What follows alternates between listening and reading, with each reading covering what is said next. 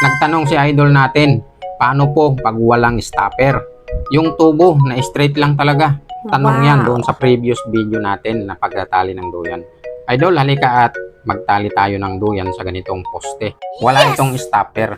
Ang gawin natin, ipaikot lang natin itong tali natin at itong maiksi, paibabaw lang natin dito sa ating tension line. Tsaka naman natin ibalik na paikot dito sa ating poste.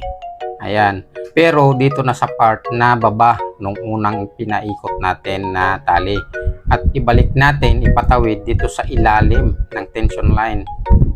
At pagkatapos naman yan, ipatawid natin ulit dito sa ibabaw ng ating tension line. At kunin natin yung dulo at ipasok natin dito sa gitna ng ating mga tali. At saka natin hilain at yan, nakagawa na nga tayo ng constrictor nut. Matibay ito. At habang iyong hinihila ay siya namang lalong humihigpit. Kung meron na naman tayong bagong natutunan, huwag kalimutang mag-comment, like, share, follow for more.